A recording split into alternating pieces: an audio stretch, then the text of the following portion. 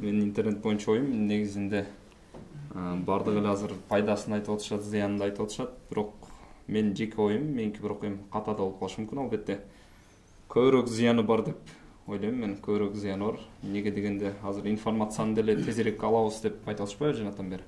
Ошону деле эгер жакшылап карап, тереңирээк ойлонуп карап көрө турган болсок, ошол информацияны деле сен чукубайсың да, көп артынан түшпөгөндүк себептен аны бат эле аласың дагы.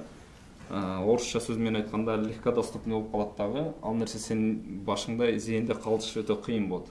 Бат эле учурда бир жуманын ичинде аралыгында сакталышы мүмкүн дагы, кийин кайра бат эле эсиңен чыгып калат да. Илгеркилердин эмне үчүн эсинен чыкпайт? Мисалы, биздин тайкелерибиз көп союз учурунда окуп калгандардын байкасак, ошол өзүм деле двоечник болуп, троечник болуп окугам деп айтышат, бирок азыркы учурдагы атышниктерден караганда жакшыраак билет, эсинде жакшыраак сакталган. Неге дегенде анын бир себеби бар, мен өзүмдүн оюм ошол. Бир себеби өздөрү алар китептен издеген, аракет кылган, издеген. Баягы сен алдыңдагы нерсе даяр турган нерсе болсо, сен аны баркында билбейсиң, кыргыздын дагы колдо бар алтындын баркы жок деген сөзгө дагы толугураак. Ушул азыр баягы ушундай бир маселе бар да, жанагы мугалимдер айтып атат да, мугалимдер, ата-энелер, мисалы, ошол азыркы биздин балдарыбыз мындай ойлоно албай калды дейт да. Анткени баардыгы интернеттен алат, курстук иш болсун, дипломдук иш болсун, жанагы керек болсо, жанагындай илим жактаган биздин атуулдар дагы ушу интернеттен алып эле баягы шапкасын, башкасын өзгөртүп эле коюп берип коюп атат. Анан мугалимдер деле билет.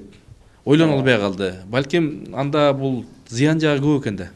Ооба, сиздин сөзүңүзгө да кошумча ошол университет жөнүндө да айтып калдыңыз. Биз да университетте окуганбыз. БГУ университетинде 2 жыл окуганмын. Ал жерде деле ошондой задание, курстук иш берсе деле, реферат берсе деле, кандай болбосун, сразу интернетке барасың да, чыгара каласың. Жеңил да. Жеңил, даяр. Анан кандай кыласыздар? Бул жакта андай жок. Бул жакта андай нерсе жок. Изденесиң, ойлоносуң. Эң биринчи биздин устаздар да ушундай жакшы, тажрыйбалуу, жакшы устаздар. Эң биринчи баланы ойлонуп, өзүң изилдегенге, кандай оюң бар деген нерсеге түртөт.